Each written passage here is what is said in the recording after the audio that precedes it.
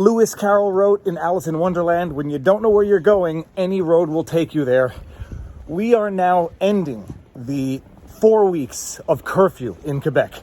We are nearing the 4-week mark of the curfew where we have not been allowed out of our houses between 8 in the evening and 5 in the morning, unless we have a dog or special authorization to leave for the purposes of work or an emergency. I'll put this down here. And when you don't know where you're going, any road will get you there. When this lockdown first started and the curfew was imposed, our own health director, Horacio Arruda, said there is no scientific evidence to support the effectiveness of curfews.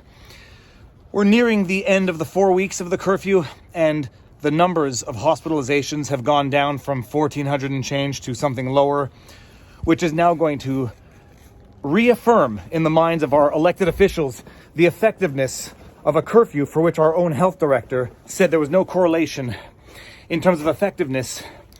Hence, to illustrate, when you don't know where you're going, any road will take you there. Hence, to illustrate the potential confusion between causation and correlation. But that's it. We're nearing the end of the 4 weeks. Because there is a correlation between the curfews and a reduction in numbers, the government has now said, well, we're not going to lift the curfew, but at the very least, we're going to allow businesses to start reopening.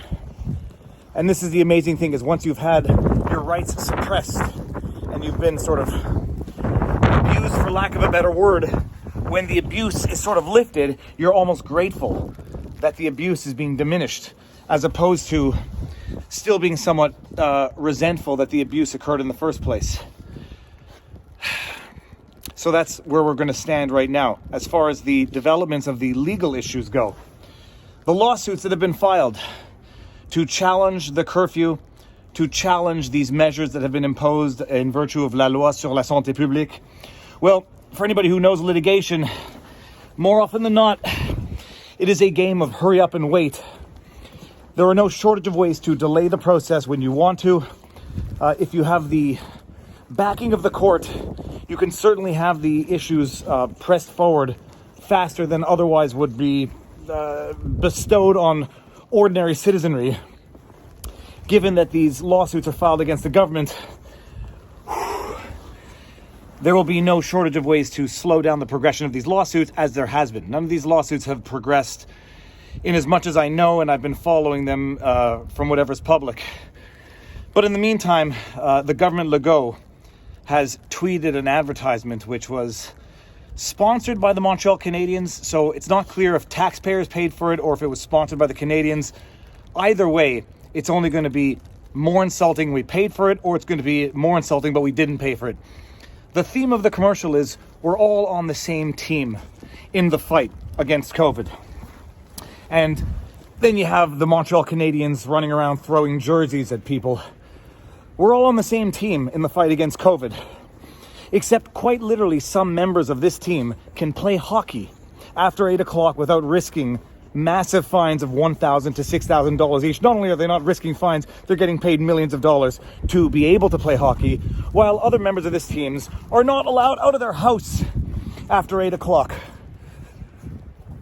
And people, and by some surveys, if you can believe them, a lot of people, holy cows, we just had a massive snowstorm.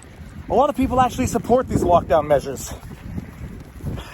A lot of people don't really appreciate the value in ensuring that fundamental civil rights and liberties are respected even in times of emergency. That's a Westbound security guy behind me. I'm going to put you right here. Woo! A lot of people don't appreciate that even in times of emergency, the most fundamental rights and liberties of the citizenry need to be respected and can only be encroached in as minimal as required, with the utmost of justification for doing so. And the people who generally support these measures, I don't know what their life experience is, but I can tell you that doing what I do, I get countless emails, countless direct messages, text messages, DMs on Facebook, Twitter, Instagram, email, comments on my YouTube videos, comment on Rumble, people who support me in the locals community. And they tell me their stories and they share their stories with me. And They are untold stories. I'm gonna put you back down here, Pudge. Oh my gosh. Untold stories. People who have not been able to attend funerals of loved ones because loved ones passed away abroad, or loved ones passed away in Canada and they can't travel here to attend their funeral. Lost a dog. They can't attend the funeral here because now the new measures, which would impose a 3-day waiting period in a government-approved hotel at a cost of $2,000 to the person. A, exorbitantly expensive, so only the most privileged and fortunate and wealthy of society can do it. B, a 3-day waiting period. People don't die on schedule, and you can't exactly wait 3 days to attend a funeral. Where's the dog? You're right there? People tell me they have missed funerals. They have not been able to grieve in a way that is fundamental to humans. Other people telling me they've lost their businesses. They've had to move out of their places because they can't afford the mortgage. They can't afford the rent. They wake up in the morning and they have no one to talk to. And they have no one to do anything with because their business is shut down and they're totally isolated. They can't visit family because their family is abroad, or they're abroad and they can't come visit their family. And they wake up and they have nothing to do and no one to do it with. And the psychological impact that that takes on people. But we're all in this together. And we get the ads and we see the ads of the people who are quite literally not in this with us. That's the update. Curfew is going to be extended as I predicted it was going to be, because when you don't know where you're going, any road will get you there.